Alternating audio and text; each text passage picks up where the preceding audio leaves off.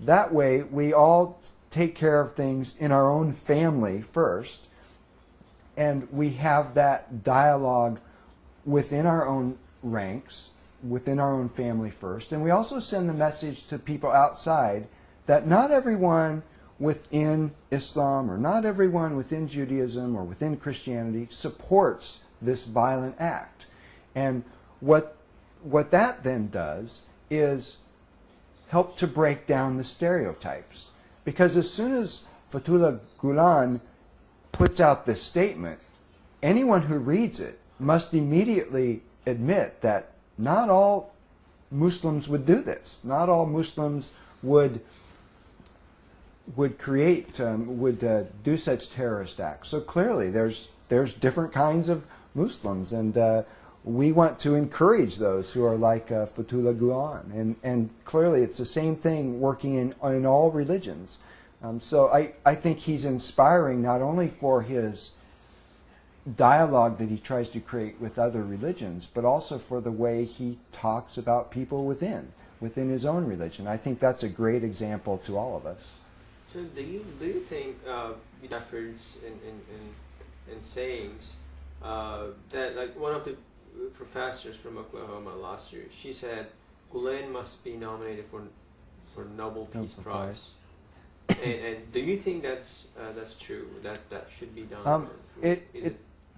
It certainly seems reasonable to me that Gulen, and I'm not a student of all his works, but from what I've seen,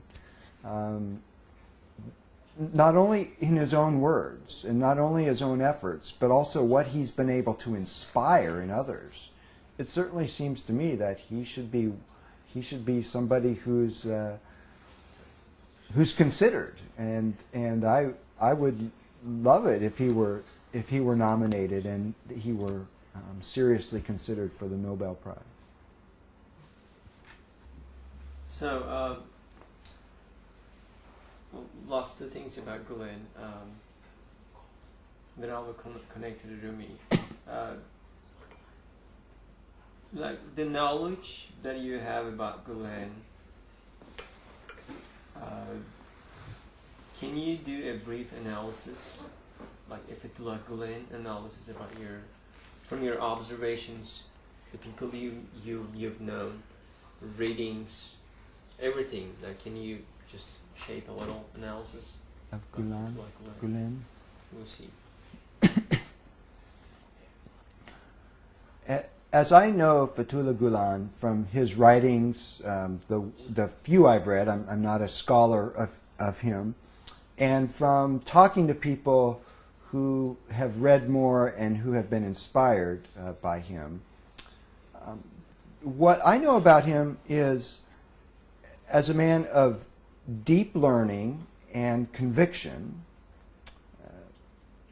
a man who believes that religion, and in particular Islam, at its heart and at its depth and in its most intense manner, is not about violence and is not about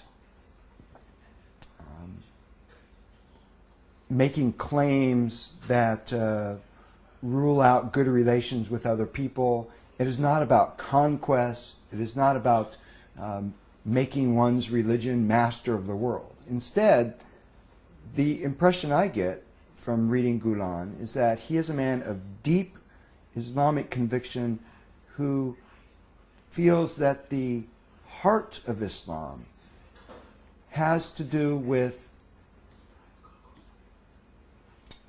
not only submitting to God, but also following the way of peace and submitting to other people in the form of dialogue with other people, submitting to in the sense of always being open to other people, always recognizing the divine in other people, always recognizing that all people are God's children, always recognizing that God is, in some sense, remains mysterious. His connections with Rumi show us that that God is not something to be defined or controlled by a human being, but instead God is something that people of various religions and various faiths can interact with in different ways. And so Gulen sees the dialogue and the difference as being at the heart of what we as human beings should be doing, even in our most religious hearts and minds.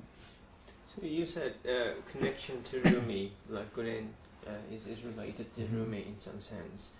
As I recall, that there's this contemporary Sufi master whose name is Shafik Jan, who is a descendant of Rumi. He said Gulen is a living Rumi. He's the contemporary Rumi. Do you agree? That seems like a very reasonable conclusion to me. It seems to me that I've never seen Gulen dance or whirl like a whirling dervish. However, it seems to me that the spirit of Rumi, and Gulen does write poetry, it seems to me that the spirit of Rumi, that spirit of openness, that spirit of tolerance, that spirit of deep insight, that spirit of wanting to know more about God and the recognition of human frailty and inability to know everything about God, the natural humility that comes. I see that humility in the writings of Rumi and also in the writings of Gulen. So it seems to me that the spirit of Rumi is certainly alive and well in Gulen in many ways. So talking before I go into more Rumi, I would want to ask if you were to meet with Gulen, what would you say to him?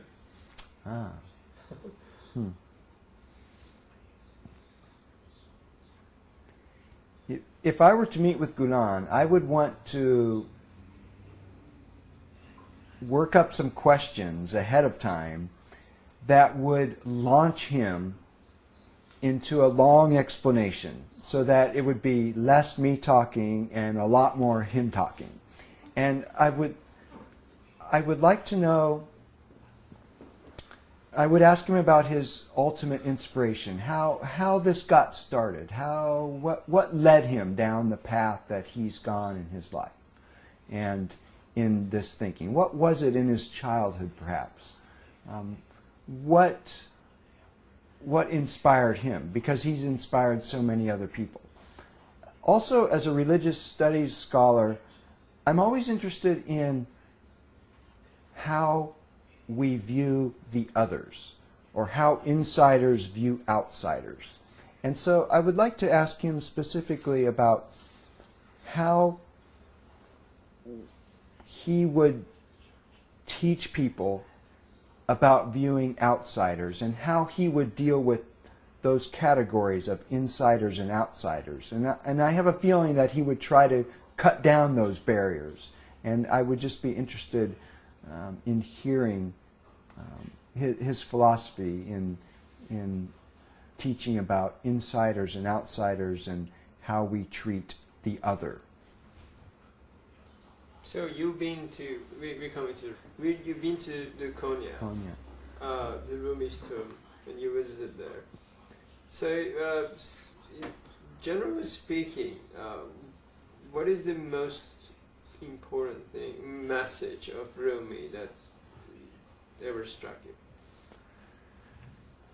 When I was in Konya, I was fortunate enough to be there the week of the Rumi festival, and so as I understand it, there was a week-long festival, and we were there the second to last night, and so we saw the whirling dervishes on the night, the second to last night of their appearance.